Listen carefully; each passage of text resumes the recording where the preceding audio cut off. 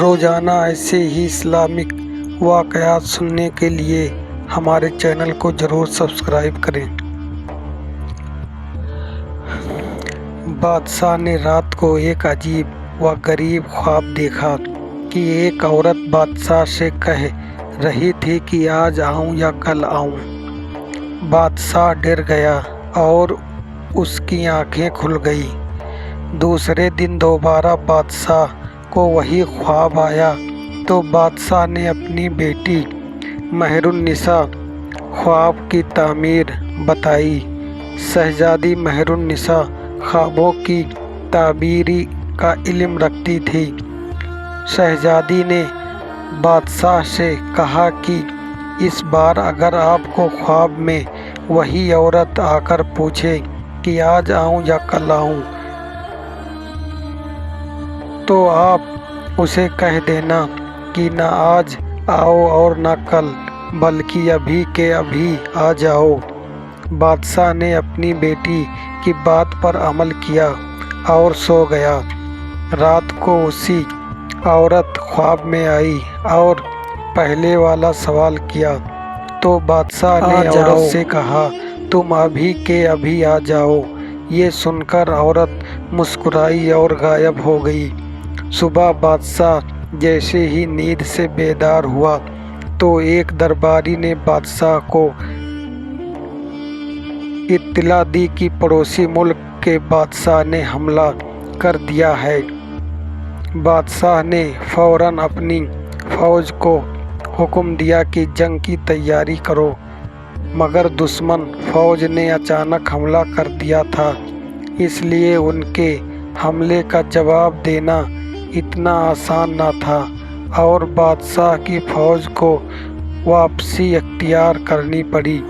بادشاہ کو یقین ہو گیا اب شکست کھانی ہے، تو اپنی بیٹی کو ساتھ لے کر جنگل کی طرف بھاگنے لگا۔ بادشاہ کو جنگل میں ہی شام ہو گئی۔ بھاگ بھاگ کر شہزادی کے پاؤں میں چھالے پڑ گئے۔ جنگل کے باہر بادشاہ کو ایک گھر نظر آیا تو بادشاہ گھر کی طرف روانہ ہوا۔ بادشاہ نے جب دروازے پر دستک دی تو باہر ایک آدمی آیا جو بادشاہ کے دربار کی وزیر رہ چکا تھا۔ اس نے بادشاہ کو پہچان لیا۔ بادشاہ نے وزیر کو سب بتایا تو وزیر نے کہا کہ آپ جتنے دن چاہیں میرے گھر رہ سکتے ہیں، کیونکہ آپ کے میرے اوپر بہت سارے احسان ہیں۔ آپ کی خدمت کر کے مجھے بہت اچھا محسوس ہوگا۔ رات ہو گئی تو بادشاہ کو وزیر اور اس کی بیوی کی باتوں کی آواز آئی۔ وہ وزیر اپنی بیوی سے کہہ رہا تھا کہ یہ مصیبت اب پتہ نہیں کتنے دن ہمارے گھر رہے گی۔ اب یہ بادشاہ نہیں بلکہ فقیر بن چکا ہے۔ بادشاہ نے وزیر کی باتیں سنی تو اسے بہت افسوس ہوا اور صبح ہوتے ہی بادشاہ شہزادی کے ساتھ لے کر وزیر کے گھر سے نکل گیا۔ وزیر نے روکنا چاہا تو بادشاہ نے کہا کہ میں آپ کی مہمان نوازی کافی متاثر ہو چکا ہوں، اب زیادہ آپ کو تکلیف نہیں دینا چاہتا۔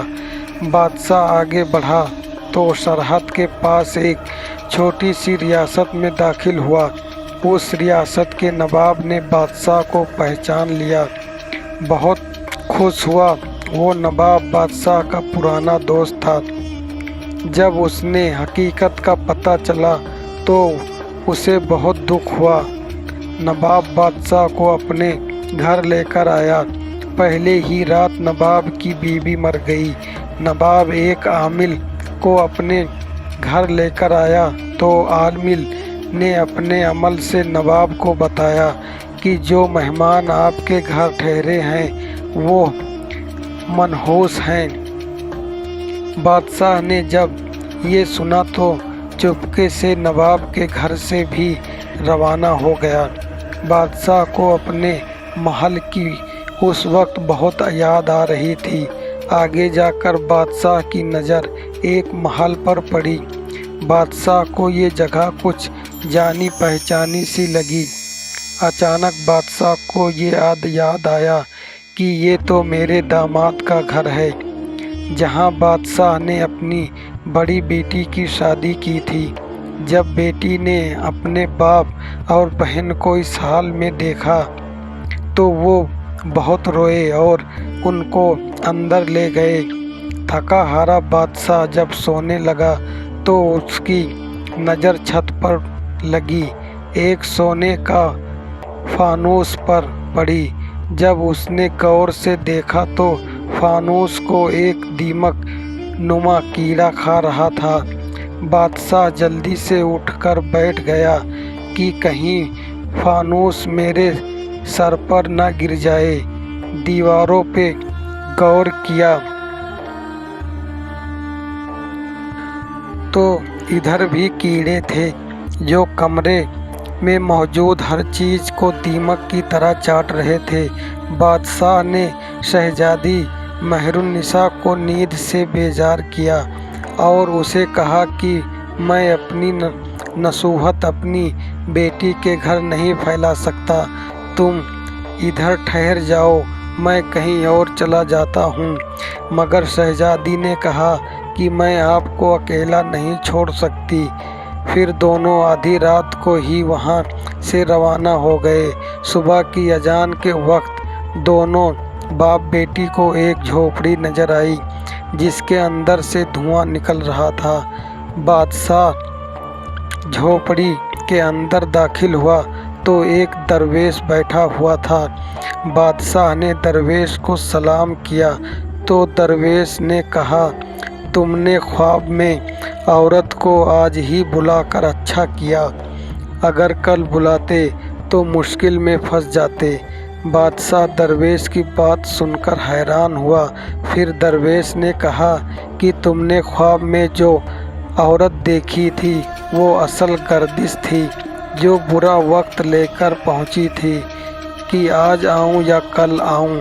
शहजादी मेहरुन्निसा जानती थी कि बुढ़ापे में अगर आप पर कोई आजमाइश आती है तो आप बर्दाश्त नहीं कर पाते, इसलिए आपकी बेटी ने आपको मशवरा दिया, उसे अभी आने को कहा। मगर अब तुम्हारे लिए अच्छी खबर ये है कि बुरा वक्त ख़त्म होने वाला है। आपके वजीर ने फ़ौज को दोबारा इकट्ठा किया और दुश्मन फ़ौज पर हमला कर दिया, जिसकी वजह से दुश्मन फ़ौज पीछे हटने पर मजबूर हो गई। वजीर आपकी वापसी का इंतज़ार कर रहा है। बादशाह ये सुनकर और खुदा का शुक्र अदा किया कि ये मुसीबत वक्त से निजात मिली। बादशाह और शहजादी महल में पहुँचे तो उनका शानदार इस्तकबाल किया गया। दोस्तों, किसी भी मुश्किल घड़ी में अगर सब्र से काम लिया जाए तो अच्छा वक्त ज़रूर आता है। मुश्किल वक्त खुदा की तरफ से आजमाइश होता है और मुश्किल के बाद आसानी भी होती है।